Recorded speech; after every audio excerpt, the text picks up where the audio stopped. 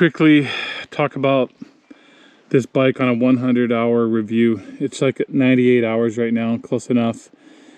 I just finished a full servicing run too, so you might be interested to know what I did or felt like I had to do at 100 hours.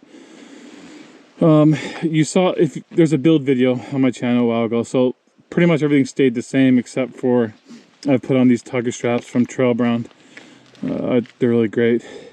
I think the turbine core spark arrestor pipe is new.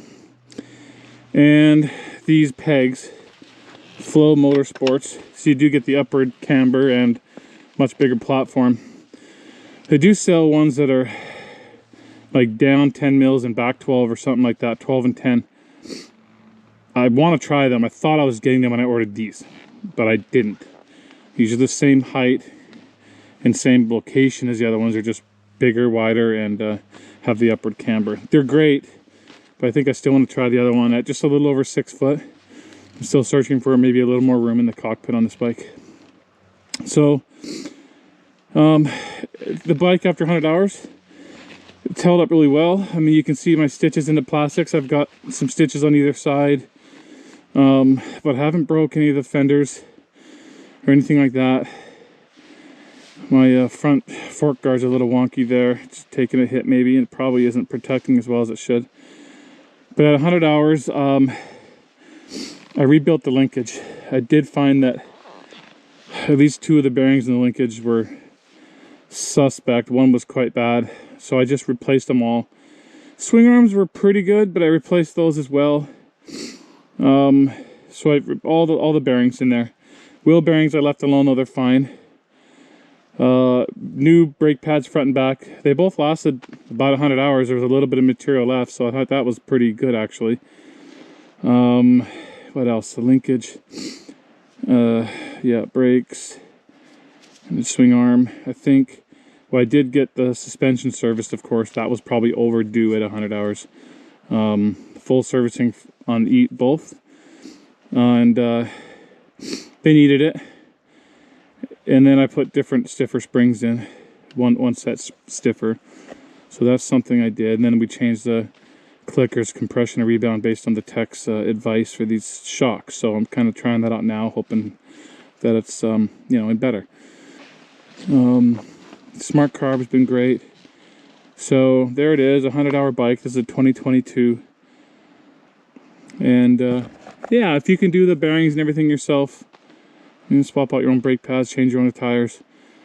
There's really no reason you can't do all of it. The suspension I did take to a shop. I could have put in the new springs myself, but I couldn't really do the oil and the nitrogen in the shock, so I just took it into tech and had them do all the suspension. And I'm glad I did, because they, you know, replaced all the seals, and I got a whole bag of parts that they replaced, so they should be in good shape for at least another 60 hours or so.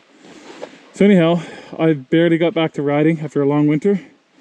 Riding like crap, so there probably won't be much riding footage. I'll probably squeeze in a little bit. Hope this is helpful in some way. Well, I think one other point I'm going to make is I did a clutch mod to ease the pull, putting in some KTM bolts. I do think my clutch squawks a little bit when I'm working it.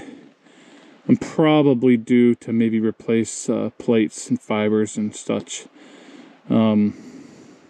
At 100 hours. I'm kind of, it might be the next thing I look into.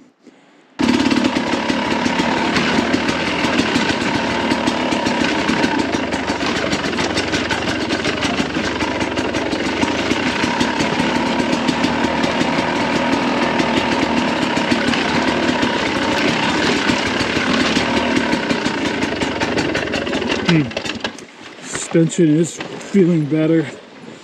Rolling that faster, sort of step downhill bits like this.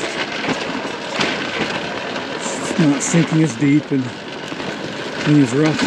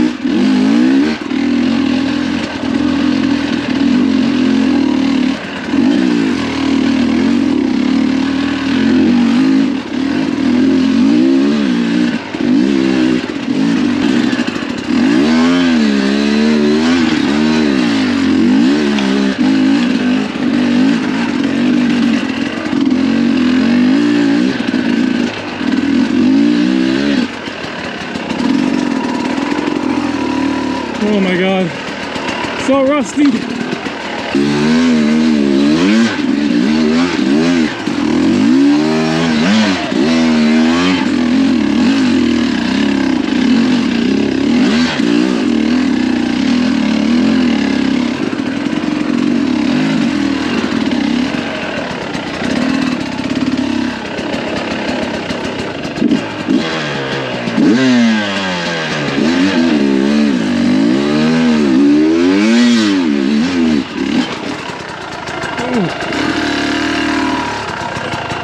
That's gotten dug up more. Kind of.